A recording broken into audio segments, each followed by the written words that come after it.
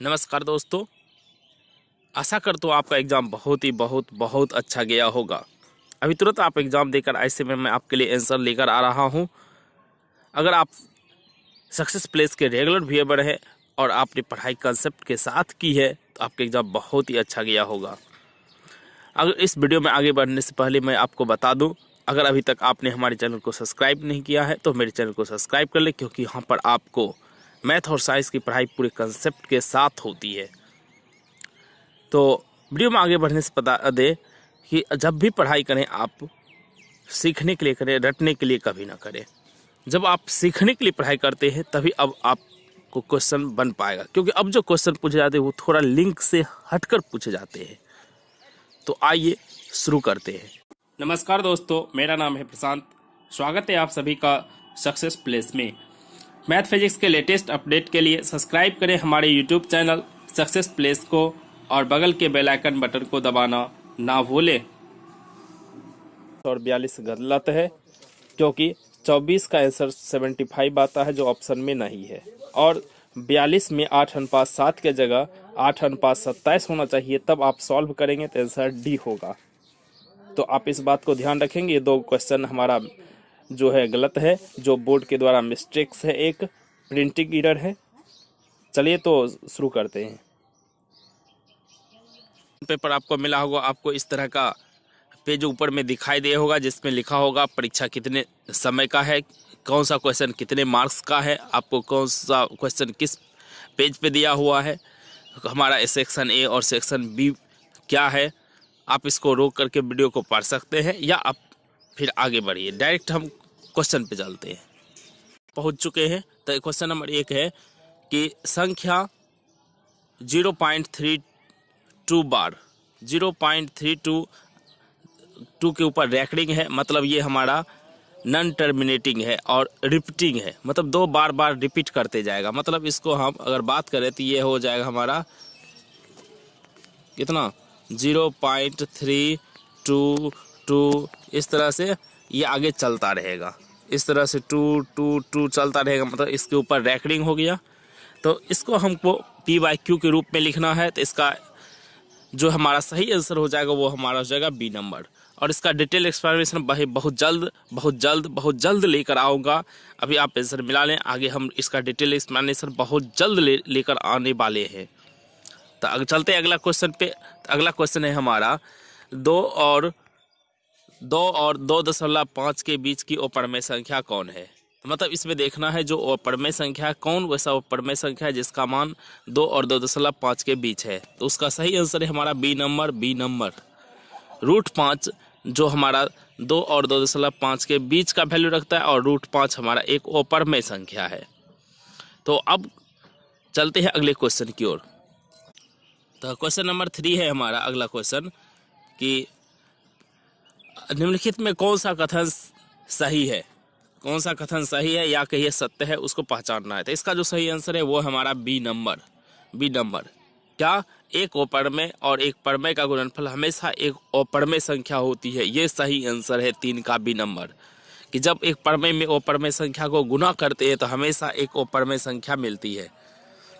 चलते अगले क्वेश्चन पर। क्वेश्चन नंबर 4 है हमारा, यदि n एक प्राकृतिक संख्या है तो √n क्या होगा। अगर n हमारा एक प्राकृतिक संख्या है तब √n क्या होगा। तो जब √n पूर्ण वर्ग होगा तो ये प्राकृतिक संख्या प्राप्त होगी। जैसे में √4, तो √4 हमारा कितना मिलेगा, 2 मिलेगा। लेकिन अगर √n 5 का हो तो क्या मिलेगा हमारा, ये अपरमेय संख्या।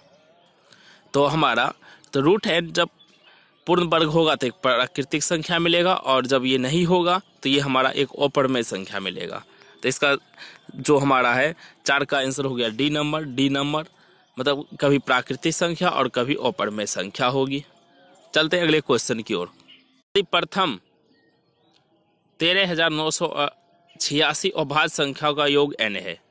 तो पहला जो अभाज्य संख्या हमारा 2 है, तीसरा जो है 3 है, दूसरा 3 है, और तीसरा जो है हमारा 5 है, इसका चौथा 7 है। इस तरह से कुल कितना अभाज्य संख्या लेना है, 13,986, और उसका योग कितना हो रहा है, n हो रहा है।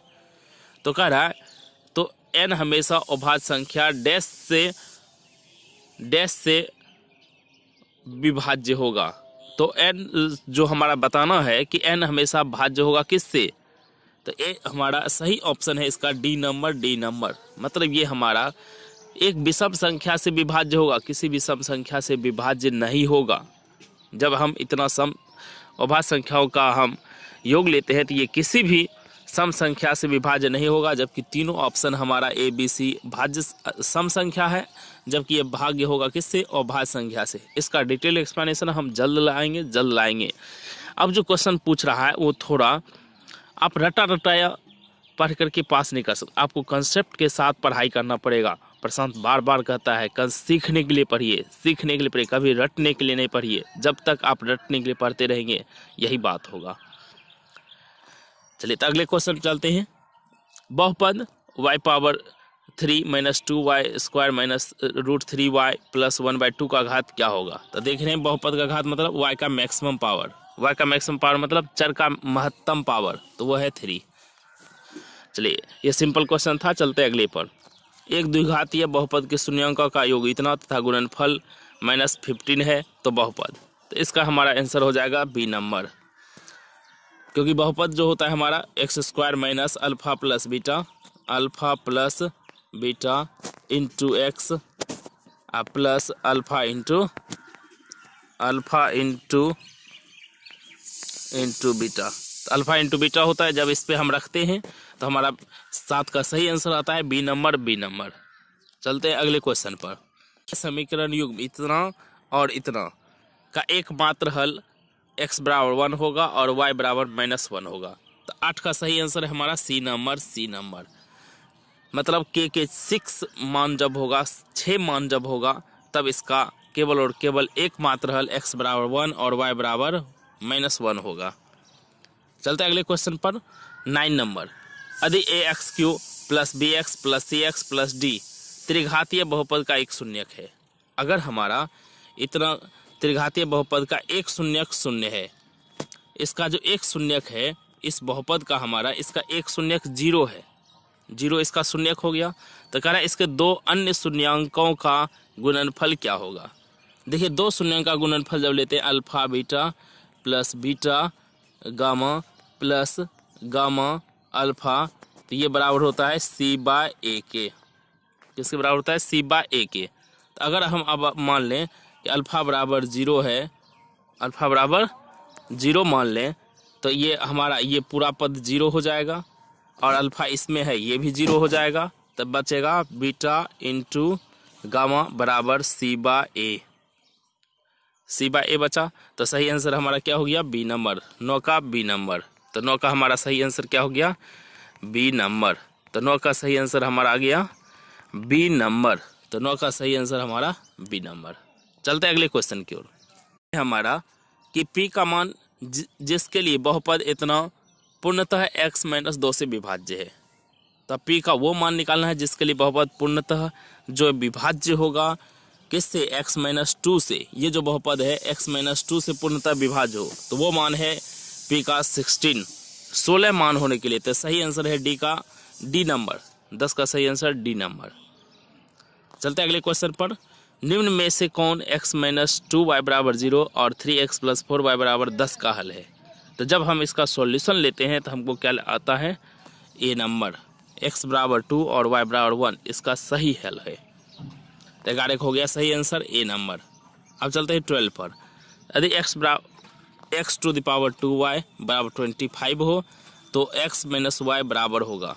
तो x - y का जो सही मान आएगा वो होगा हमारा ए नंबर। 1/5 इसका सही मान होगा। चलते अगले क्वेश्चन की ओर, और इसका डिटेल एक्सप्लेनेशन मैं बहुत जल्द लेकर आऊँगा, बहुत जल्द लेकर आऊँगा। इसके लिए आप हमारे चैनल को सब्सक्राइब कर लें और बगल के बेल आइकन बटन को दबा लें, ताकि जैसे ही हम इसका डिटेल एक्सप्लेनेशन लेकर आएँ आपको तुरंत इसका खबर मिल जाए। चलते अगले क्वेश्चन पर।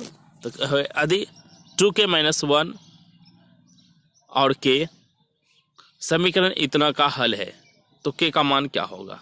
तो इसका जो सही आंसर है वो हमारा बी नंबर। k का मान 2 होगा तब इसका 2k - 1 और k जो है समीकरण जो दिया हुआ है उसका सही हल होगा k के 2 मान के लिए। चलते अगले क्वेश्चन पर। यदि x बराबर √7 प्लस 4√3 हो, तो रूट अंडर 7 प्लस 4√3 हो, तो x प्लस 1/x का मान क्या होगा? तो इसका जो सही आंसर है वो हमारा है 4, ए नंबर। तो 14 का सही आंसर क्या होगा? ए नंबर।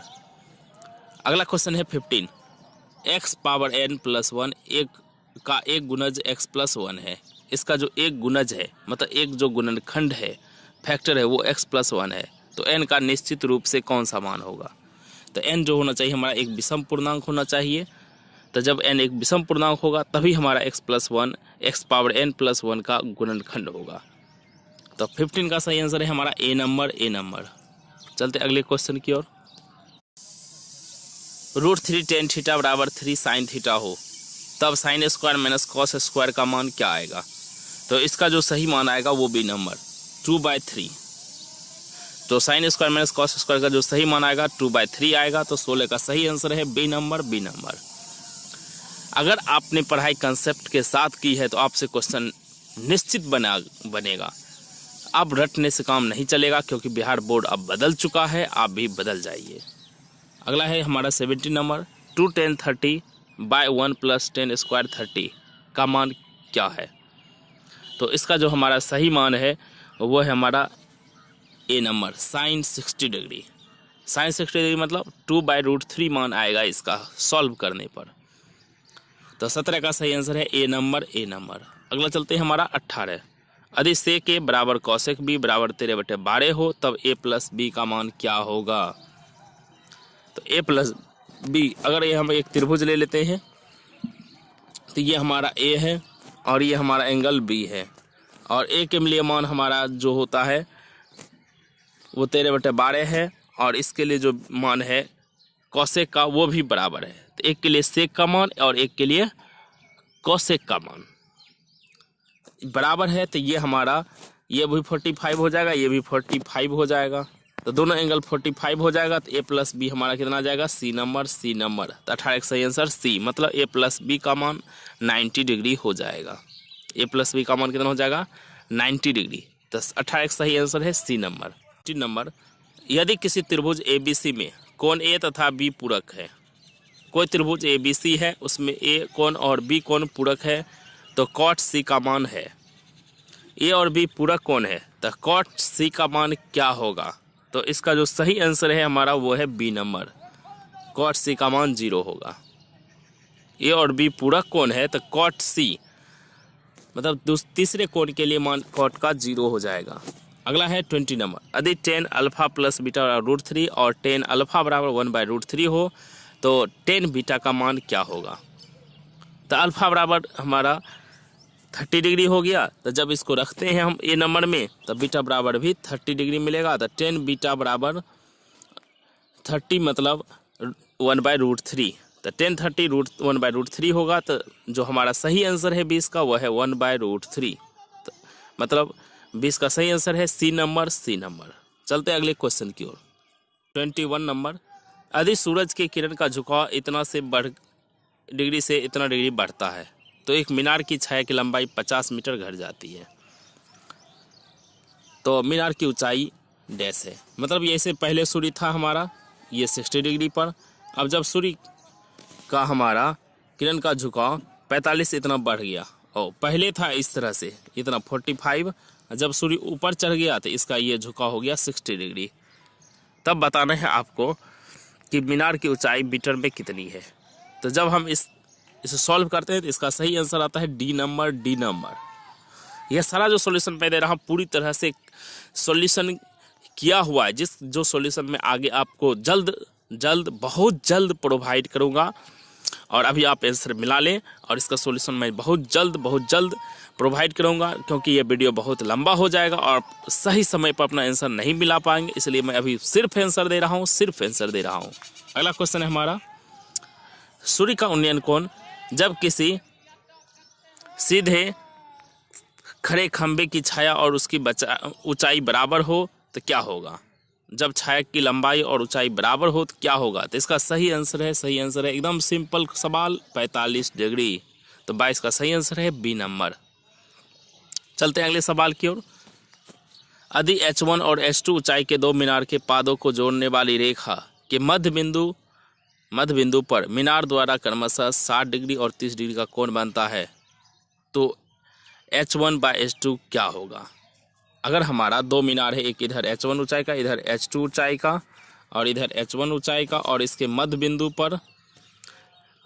पर इसका और इसका कोण 60 डिग्री और इसका कोण इधर से 30 डिग्री, तो बोल रहा है H1 और H2 का ऊंचाई का अनुपात क्या होगा। तो H1 और H2 के ऊंचाई का जो सही अनुपात होगा वो है हमारा ए नंबर।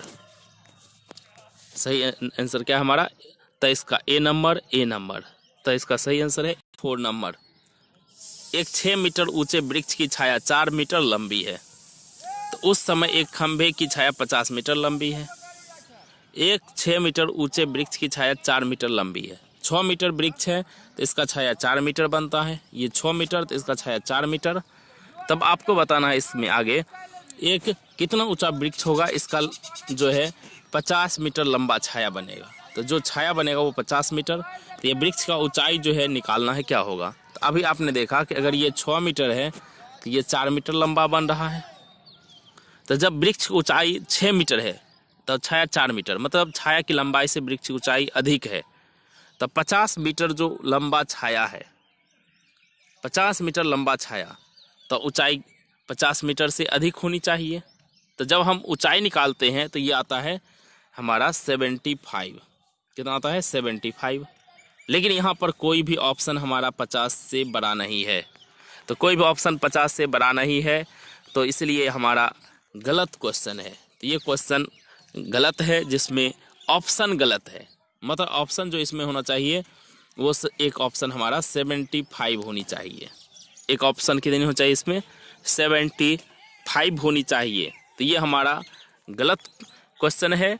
ये क्वेश्चन हमारा सबको मार्क्स मिलेगा, ये मैं सब जगह चेक कर लिया हूँ, पूरी तरह से अपना खोज कर चुका हूँ। ये क्वेश्चन पूरी तरह से गलत है, ऐसे मैं नहीं बोल रहा हूँ, मैं पूरी तरह से इसका हर जगह खोज लिया। तो कहीं पे भी 50 मीटर अगर लंबी छाया है तो 75 मीटर ऊंचाई होनी चाहिए, इसलिए पूरी तरह से क्वेश्चन गलत है। तो चलते अगले क्वेश्चन 25। एक 6 मीटर ऊंचे खंबे की छाया पृथ्वी पर इतना लंबी है। देखिए फिर वैसा ही क्वेश्चन, जैसा 24 है हमारा वैसा ही क्वेश्चन ये है, जबकि ये क्वेश्चन सही है। ये बोल रहा है कि 6 मीटर ऊंचा वृक्ष है और इसका 2√3 छाया की लंबाई है, तो सूर्य का ये बताना है उन्नयन कोण कितना होगा। तो जो सूर्य का उन्नयन कोण होगा वो जब हम सॉल्व करते हैं तो ये सूर्य का उन्नयन कोण कितना आता है, तो वो है हमारा 60 डिग्री। जब इसको सॉल्व करते हैं तो 25 का सही आंसर है ए नंबर, 60 डिग्री उन्नयन कोण आता है। चलते अगले सरल रेखाएं x बराबर 2 और y बराबर -2 है। तो सरल रेखा x बराबर 2 है और -2 है, तो x बराबर 2 ये सरल रेखा हुआ और y बराबर -2 ये सरल रेखा हुआ। तो ये हो गया हमारा y बराबर -2 और ये हो गया हमारा x बराबर 2। तो बोल रहा है एक दूसरे के क्या है, तो देख रहे हैं आप एक दूसरे को लंबवत काट रही है, तो इसका सही आंसर है हमारा ए नंबर, एक दूसरे के लंबवत। चलते हैं अगले क्वेश्चन पर। अगला है 27 नंबर कि ए पॉइंट जो है 01 है, बी पॉइंट 05 है, सी पॉइंट 34 है, तो बने त्रिभुज के क्षेत्रफल क्या होगा। तो देखिए ये तो सिंपल दिखाते हैं। अगर हम ए पॉइंट को दिखाएं तो ये हमारा ए हुआ, ये हमारा पॉइंट बी हुआ जिसके बीच का डिस्टेंस 4 है, और तीसरा पॉइंट इधर की ओर है। तीसरा पॉइंट हमारे यहाँ पे है जो 3 और 4 है, 3 और 4। तो ये जो त्रिभुज बना इसका ऊंचाई 3 हो गया, इसका ऊंचाई कितना हो गया 3, और इसका जो आधार हो गया वो 4 हो गया। तो आधार तो हाफ गुना आधार 4 गुना ऊंचाई 3, तो आ गया कितना, जब इसको हल करेंगे तो 6 का ये 2 बार में कैंसिल हो जाएगा, तो इसका सही आंसर है हमारा 6। तो त्रिभुज का क्षेत्रफल हमारा कितना आ गया 6 आ गया। तो सही आंसर है 27 का सी नंबर। चलते हैं 28 नंबर पर। त्रिभुज का क्षेत्रफल निकालना है वर्ग इकाई में, जिसका शीर्ष -40 है, 03 है और 00 है, तो इसका भी सही आंसर है सी नंबर। दोनों सेम क्वेश्चंस है, दोनों सेम कंसेप्ट से बनेगा। आप सूत्र भी लगा सकते हैं या जनरल ऐसे भी बना सकते हैं। आप जो हमारा निर्देशांक ज्यामिति चैप्टर का सूत्र है उसको भी निकाल के इसको बना सकते हैं। चलते हैं अगले क्वेश्चन की ओर। उस बिंदु का नियामक जो बिंदु इतना और इतना जोड़ने वाली रेखाखंड को 2:3 में बांटती है। तो इसका सही आंसर है हमारा ए नंबर। तो 29 का सही आंसर है हमारा ए नंबर। इसका डिटेल एक्सप्लेनेशन मैं बहुत जल्द लाऊंगा। ये सब क्वेश्चन सिंपल है, डायरेक्ट बुक से आया हुआ है। अगला है क्वेश्चन 30 नंबर। बिंदु -34 की दूरी मूल बिंदु से है। जो बिंदु हमारा -34 है की दूरी मूल बिंदु से कितना है। तो सही आंसर है इसका डी नंबर। 5 इसका मूल बिंदु से दूरी होगा। इस बिंदु का मूल बिंदु से दूरी कितना होगा, 5 होगा। चलते त्रिभुज PQR, यह हमारा दिया गया त्रिभुज जो PQR है पूरा, और उसमें बोल रहा है कि में AB समांतर है QR के। ये हमारा AB जो है समांतर है इस QR के, समांतर हो गया। उसके बाद बोल रहा है दो समरूप त्रिभुज, कौन कौन, PAB ये छोटा वाला त्रिभुज और PQR और ये बड़ा वाला त्रिभुज के क्षेत्रफल का अनुपात 1:2 है। तो क्षेत्रफल अनुपात 1:2 है। तब बोलना है आपको कि इस पूरा PQ और नीचे जो हमारा AQ इसका अनुपात निकालना है। तो जब इसका हम अनुपात निकालते हैं इसमें कोई भी ऑप्शन हमारा सही नहीं आता है। तो इसका सही आंसर है डी नंबर, इनमें से कोई नहीं। तो इसमें कोई भी ऑप्शन हमारा सही नहीं आता है, तो सही आंसर है हमारा डी नंबर। चलते हैं अगले क्वेश्चन की ओर। दिए गए चित्र में O वृत्त का केंद्र है। जो दिया गया हमारा चित्र है इसमें O वृत्त का केंद्र है, O वृत्त का केंद्र। तो तथा एंगल BAC बराबर 60 डिग्री, और जो एंगल BAC है ये 60 डिग्री है। तो बताना है OBC क्या होगा। तो बताना है आपको OBC ये वाला एंगल क्या होगा। तो इसका जो सही आंसर है हमारा वो है डी नंबर। वो एंगल जो हो जाएगा आपका 30 डिग्री हो जाएगा। तो 32 का सही आंसर है डी नंबर। चलते हैं अगले क्वेश्चन की ओर। PT, ये जो हमारा PT है यहाँ से यहाँ PT, और दूसरा है PS, यहाँ से यहाँ स्पर्श रेखा, दो स्पर्श रेखा है और वो केंद्र के वृत्त पर। तो कह रहा है एंगल TPS 65 है। TPS ये एंगल 65 है। तो आपको बताना है एंगल OTS, OT और S ये एंगल बताना है कितना होगा। जो ये एंगल आ जाएगा हमारा उसका सही आंसर आ जाएगा बी नंबर। ये आ जाएगा हमारा एंगल 32.5 डिग्री। तो ये जो एंगल सही एंगल होगा वो होगा 32.5। इसका डिटेल हम वीडियो बहुत जल्द लाएंगे। ये सिंपल सा ऑब्जेक्टिव है, इसका डिटेल वीडियो हम बहुत जल्द लेकर आएंगे आपको सॉल्यूशन के साथ। ये सारा क्वेश्चन एकदम आंसर 100% सही है। सब सॉल्यूशन के साथ मैंने आंसर दिया है, सब सॉल्व करके आपको मैं दे रहा हूँ। जिसमें एक क्वेश्चन गलत था 24 नंबर 4। किसी रेखाखंड AB, मान लीजिए ये हमारा एक रेखाखंड AB है, को 2:3 के अनुपात में बांटना है। इसको 2:3 में बांटना है। करा एक किरण AX खींचा गया, एक किरण AX खींच दिए, ये हमारा A है, ये हमारा B है, इसको AX खींच दिए एक किरण। तथा करा BAX एक न्यून कोण बनाया गया। तब BAX ये तो न्यून कोण है ही हमारा, न्यून कोण बनाया है, मतलब 60 से 90 से बड़ा कोण हम नहीं बनाए हैं। कर अब बराबर दूरी पर A1, पहले A1 फिर A2 इस तरह से निर्धारित करते हैं। तो करा इस अनुपात हेतु कम से कम कितना बिंदु लेंगे। तो 2 ये अनुपात चाहिए, 3 अनुपात ये चाहिए। तो 2 3 कितना हो गया 5। तो ऐसा हम 5 बिंदु लेंगे। कितना बिंदु लेंगे, 5 को यहाँ से मिला देंगे, 2 को यहाँ से मिला देंगे, तब ये 2:3 में होगा। तो कितने बिंदु लेने पड़ेंगे, 5। इसका जो सही आंसर है हमारा तब वो क्या गया 5। तो 5 हमारा किस में है, बी नंबर। तो 34 का सही आंसर है बी नंबर। चलते 35 पर। अधि त्रिभुज ABC में ये हमारा ABC त्रिभुज है, इसमें कह रहा है BD 5 है, ये हमारा 5 है, और BC हमारा 7.5 है, और ये जो पूरा है ये 7.5 है कह रहा है। और A का जो समद्विभाजक है वो AD है, A का समद्विभाजक AD है। तो बताना है आपको AB और AC का अनुपात। तो आप जान रहे हैं कि किसी त्रिभुज में अगर हम समद्विभाजक खींचते हैं कोण का तो वो जिस भुजा में जिस भुजा से दोनों को जिस भुजा दो भुजा से वो कोण बन रहा है उस भुजा का अनुपात बराबर होता है। ये जो हमारा अनुपात हुआ बी डी, तो बी डी का अनुपात बटे बी डी सी का अनुपात, बी डी का अनुपात बटे डी सी के अनुपात के बराबर होगा। तो जब इस सूत्र को लगाकर मतलब इस प्रमेय को लगाकर हम सॉल्व करते हैं तो हमारा जो सही आंसर आता है वो है हमारा बी नंबर। वो आंसर क्या है हमारा बी नंबर। तो 2 आएगा इसका सही मान। तो 35 का सही आंसर क्या है B number, B number, B number. तो इसका सही आंसर है बी नंबर। दो समद्विबाहु त्रिभुज के कोण बराबर हैं। दो समद्विबाहु त्रिभुज है जिसका कोण बराबर है तो उसके क्षेत्र का अनुपात 16:25 है। तो उनकी ऊंचाई का अनुपात क्या होगा।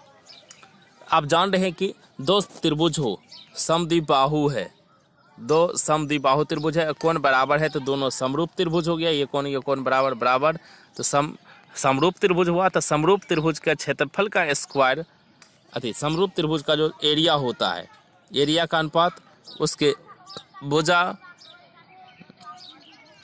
के वर्ग होता है। भुजा के पावर 2 होता है तो भुजा के पावर के स्क्वायर होता है। तो इस क्षेत्रफल का अनुपात है 16:25।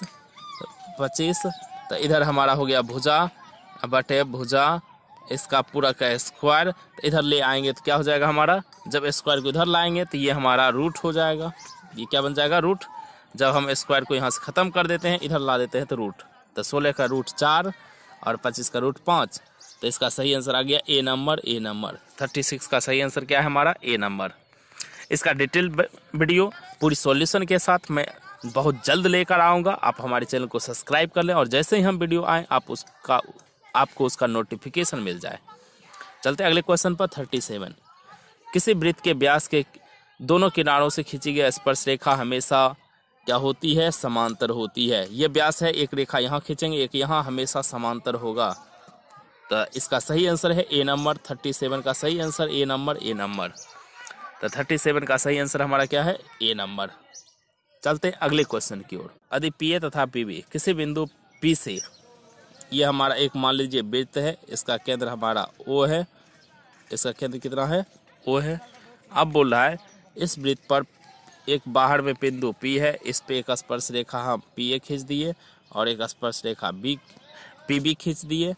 अब कह रहा है जिनके बीच का यहाँ का कोण 80 डिग्री है, तब बताना आपको पी ओ ए ये कोण बताना है कितना आएगा। तो ये जो कोण जब हम सॉल्व करते हैं सही आंसर आता है ए नंबर। तो 38 का सही आंसर क्या है हमारा ए नंबर। तो इसका सही आंसर आता है ए नंबर 50 डिग्री। चलते अगले क्वेश्चन की ओर। हमारा 39 नंबर जो है हमारा 39 नंबर क्या क्वेश्चन कह रहा है कि यदि दिए गए चित्र में पी ए 8 डिग्री हो, ये 8 डिग्री है और पी डी 4 डिग्री है और सी डी 3 है, ये 3 है, तब बताना है कि ए बी का मान कितना होगा। तो ए बी का जो सही मान आएगा वो डी नंबर 4.5। इसका डिटेल एक्सप्लेनेशन मतलब सॉल्यूशन के साथ वीडियो में बहुत जल्द लाऊंगा। तो 39 का सही आंसर है हमारा डी नंबर। दिए गए चित्र में बिंदु पी जो है रेखा ए बी को आंतरिक रूप से किस अनुपात में बांटती है। तो ये देखिए इधर का अनुपात, ये हमारा अनुपात देखना है किस अनुपात में बांटती है। 1 हुआ, 2 हुआ और ये 3 हुआ। 3 रेखाखंड है, इसमें देखिए 1 2 3 4। तो 4 है तो इधर का अनुपात 3 हो गया, तो इधर का अनुपात 4 हो गया। तो 3:4 में। तो सही आंसर है हमारा ए नंबर, क्योंकि इधर से लेना है रेखाखंड ए बी बोले तो इधर से लेना, इधर का ये भाग 3 तो इधर का भाग 4। तो पी हम इसको 3:4 में बांटती है। एक 14 सेंटीमीटर ऊंचाई के बेलन के वक्र सतह का क्षेत्रफल इतना है। बेलन के वक्र सतह का क्षेत्रफल मतलब ये हमारा बेलन है, ये सिलेंडर है, इसका जो ये हमारा वक्र सतह है, इस वक्र सतह का जो क्षेत्रफल है हमारा दिया हुआ है कितना 264 सेंटीमीटर स्क्वायर। तो इसका आयतन क्या होगा। तो आपको इसको आयतन निकाल के दिखाना है। तो इसका आयतन क्या आएगा। तो इसका सही आयतन आएगा 369 सेंटीमीटर क्यू। 269 सेंटीमीटर क्यू इसका सही आयतन आएगा। तो 41 का सही आंसर है बी नंबर। चलते 42 पर। दो गोले के आयतन का अनुपात इतना है तो उसके सतह क्षेत्रफल का अनुपात क्या होगा। दो गोला के आयतन का अनुपात जो है हमारा, अगर इतना दिया है तो उसके सतह के क्षेत्रफल का अनुपात क्या होगा। तो ये हमारा क्वेश्चन गलत है, ये क्वेश्चन का सॉल्यूशन नहीं निकल सकता है। चलते हैं अगले क्वेश्चन की ओर। 43 है। यदि h ऊंचाई और r त्रिज्या वाले एक ठोस बेलन के वक्र सतह का क्षेत्रफल इसके कुल पृष्ठ क्षेत्रफल का 1/3 है, मतलब हमारा ठोस बेलन है, ये हमारा एक बेलन है और कह रहा है वक्र पृष्ठ का क्षेत्रफल, इसके जो ये वक्र पृष्ठ है इसका क्षेत्रफल, इसके कुल पृष्ठ क्षेत्रफल, ये वक्र पृष्ठ क्षेत्रफल हुआ जो ये कर्व लाइन है, और ये क्षेत्रफल को जोड़ दें और ये क्षेत्रफल को जोड़ दें किसमें, इस वक्र पृष्ठ क्षेत्रफल में, इस क्षेत्रफल में जोड़ दें तो ये हमारा टोटल क्षेत्रफल आएगा। तो कह रहा है कि टोटल क्षेत्रफल का 1/3 भाग है वक्र पृष्ठ क्षेत्रफल। तो वक्र पृष्ठ होता है 2πr/h, ये हमारा 1/3 टोटल क्षेत्रफल का। तो टोटल क्षेत्रफल हमारा क्या हो जाएगा, देखिए तो टोटल क्षेत्रफल हमारा हो जाएगा ये 2πr/h हो गया वक्र पृष्ठ क्षेत्रफल, और ये हमारा टोटल क्षेत्रफल का 1/3, तो टोटल क्षेत्रफल हो जाएगा हमारा 2πr/h प्लस 2πr²। जब इसको हम सॉल्व करते हैं तो हमारा जो सही आंसर आता है वो हम आता है क्या, h हमारा 1/2 होगा r के। तो सही आंसर आता है बी नंबर। तो 43 का सही आंसर क्या आता है, बी नंबर। चलते हैं अगले क्वेश्चन की ओर। व्यास के एक गोले द्वारा विस्थापित हवा का आयतन 12 सेंटीमीटर गोला का एक व्यास है, ये 12 सेंटीमीटर है, तो त्रिज्या का मान कितना हो गया 6 सेंटीमीटर। तो इस गोला का आयतन निकाल दीजिए। जितना आयतन गोला जगह छेकती है, मतलब जितना आयतन है गोला का, मतलब उतना ही ये हवा को विस्थापित करता है, मतलब उतना ही जगह छेकती है।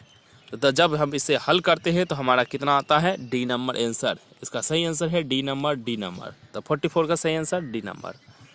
चलते अगले क्वेश्चन की ओर। 45 किसी 5 सेंटीमीटर भुजा वाले घन को बांटकर 1 सेंटीमीटर भुजा वाले कितने घन बनाए जा सकते हैं। तो घन की जो संख्या होती है, बड़ा घन का आयतन, तो बड़ा घन का आयतन हो गया 5 का क्यूब, और बटे छोटा घन का आयतन मतलब 1 का क्यूब। इतना घन बनाया जा सकता है, बड़ा घन का आयतन बटे छोटा घन का आयतन।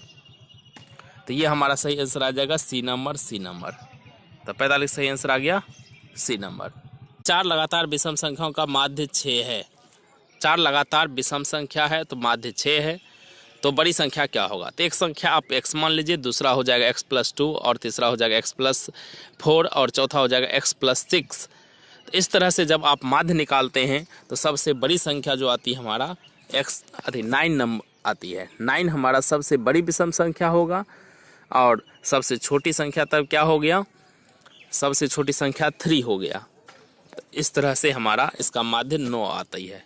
तो सही आंसर 46 का बी नंबर है। अगला चलते हैं 47। कह रहा है इसका जो हमारा ये जो नंबर दिया हुआ है आपको, इसका बहुलक क्या होगा। तो आप इसमें देख रहे हैं कि 6 हमारा कितना बार है, 3 बार, और 4 भी कितना है, 3 बार। 6 भी 3 बार और 4 भी 3 बार। तो अगर x का मान अगर 6 हो जाए, x का मान 6 हो जाए, x बराबर 6, तब बहुलक हो जाएगा 6। अगर x का मान 4 हो जाए तब बहुलक हो जाएगा हमारा 4। तो x के मान पे निर्भर करता है कि x का मान 6 होगा तो बहुलक 6, x का मान 4 होगा तो बहुलक 4, और कोई भी मान 3 बार नहीं आया है तो और बहुलक कोई भी नहीं हो सकता है। बस 6 और 4, अगर x का मान 6 तो 6 बहुलक, x का मान 4 तो 4 बहुलक। तो x के मान पे निर्भर करता है कि बहुलक कौन होगा। तो x का मान अगर 6 तो 6 बहुलक, 4 तो 4 बहुलक। सही आंसर है बी नंबर कि 4 और 6 दोनों हो सकता है। कि संभावना की बात करें x के मान पर निर्भर करता है। तो सही आंसर है 47 का बी नंबर। अब है 48। 3 सही सिक्के उछाले जाते हैं तो कम से कम 2 हेड आने की प्रायिकता। तो कम से कम 2 हेड आए, इसकी क्या प्रायिकता होगा। तो इसमें जो टोटल नंबर ऑफ घटना घट सकती है वो 8। टोटल नंबर ऑफ घटना जो घट सकती है वो क्या है, 8। और कम से कम हेड 2 हेड आए तो वैसी कितनी घटनाएं हैं, 4 घटनाएं। तो जब इसको सॉल्व कीजिएगा आपको आ जाएगा 1/2। तो सही आंसर है हमारा 48 का ए नंबर। चलते हैं अगले क्वेश्चन की ओर। नंबर, एक साथ दो पासों को उछालने प्राप्त संख्याओं का जोड़ 7 होने की प्रायिकता। तो जब दो सिक्का को एक साथ, दो पासा को एक साथ उछालते हैं, टोटल नंबर ऑफ जो घटना घट सकती है वो 36। और वैसा घटना बताना है आपको जिसका योग 7 हो। तो वैसी कुल घटनाएं 6 होगी। तो जब इसको कैंसिल करेंगे तो 1/6 आएगा। तो सही आंसर आ गया हमारा कौन सा? बी नंबर इसका सही आंसर है। तो सही आंसर क्या आ गया? B number. तो सही आंसर हमारा आ गया बी नंबर। 49 का सही आंसर बी नंबर। अब चलते 50। लास्ट क्वेश्चन जो है हमारा, निम्न में कौन सी घटना की प्रायिकता नहीं हो सकती? निम्न में कौन जो है घटना की प्रायिकता नहीं हो सकती है? तो वो है हमारा, घटना की प्रायिकता हमेशा 0 और 1 के बीच होती है, जबकि ये मान जो है 1 से अधिक है, तो ये घटना की प्रायिकता नहीं हो सकती। तो 50 जो कि लास्ट क्वेश्चन है उसका सही आंसर है ए नंबर, ए नंबर। तो फिर वही बात, अगर आपने अभी तक मेरे चैनल को सब्सक्राइब नहीं किया तो सब्सक्राइब कर लें और इस वीडियो को अधिक से अधिक शेयर करें और लाइक करना ना भूलें। फिर मिलते हैं अगले वीडियो में, तब तक के लिए जय हिंद, वंदे मातरम।